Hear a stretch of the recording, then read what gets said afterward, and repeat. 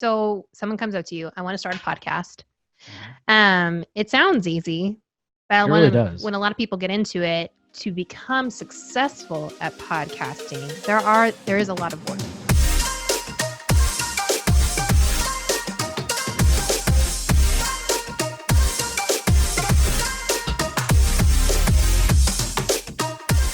Involved and everything. And there's some things that you should know.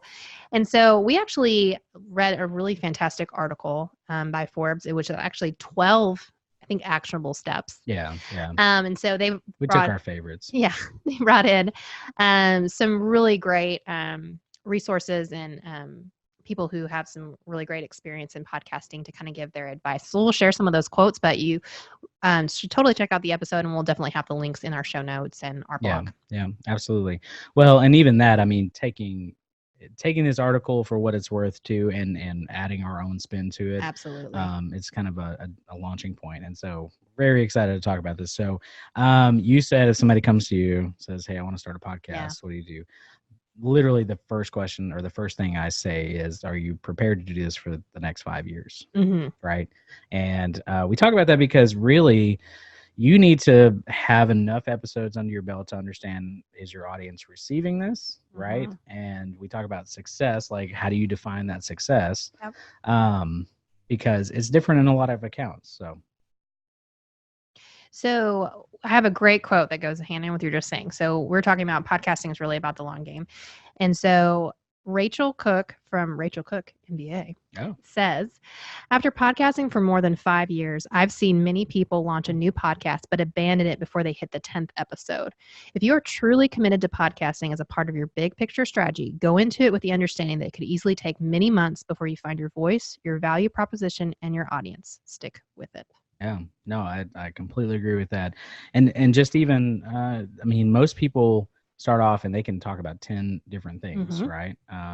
But after that, what do you do? After that, how do you keep that going? Do you just roll back through and talk about those 10 same things, and that's why we always encourage that to have a mix of what your podcast is, like have a good mixture of it, or set it up to where it's seasons. So my wife has the Adopted Mom podcast, about to hit her 50,000 downloads. So awesome. She may be over that actually now.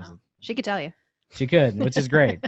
And she's been doing it for 2.5, almost 3 years now. I think getting close to probably more 3, but 3, yeah. So 3 years, and it doesn't. I mean, that feels like a long time, and that's. I mean, it's she's 500 to 800 downloads per episode. Which is it's a feat, and it's very niche too. And so that's what we talk about too, is like making sure that it's niche, and we're going to kind of get into some of that, but defining your success, because lots of people get into it thinking, hey, I'm going to have 1 million downloads.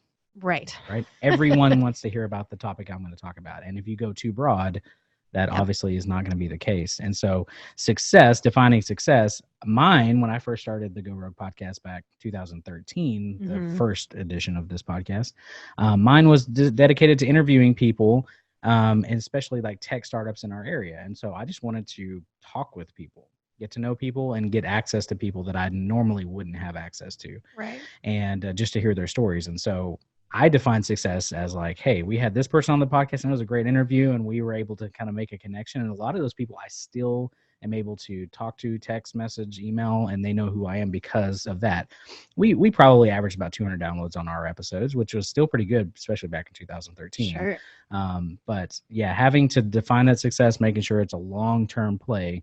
But it really does take about a year before you can really know whether or not this is going to last. People are listening. And I mean, if you're knocking out 52 episodes, that's a big deal too. That's a lot. So. Well, and I mean, I think you're hitting on it, is that success can be a lot more than a number that you see on an analytics sheet. Yeah. And so to understand that first year, you're going to probably see some crappy numbers, but that's okay, because you're growing, you're working at it, and consistency. And if you're reaching, 30 people maybe each episode, it'll eventually grow. Oh yeah. And so it's going to take a while for you to find your audience and to build it. But I mean, I think that hits it right there. Like, really define what is going to be success for you within your first year of podcasting. Yeah. Consistency is the big piece, especially right out of the gate, because you're asking somebody to subscribe. You're asking somebody to say, hey, I'm going to show up in your feed. And if they only see you once every couple months, I mean, I'm immediately, even YouTube people that I'm like, I'm going to unsubscribe because I don't know when your content's going to come out.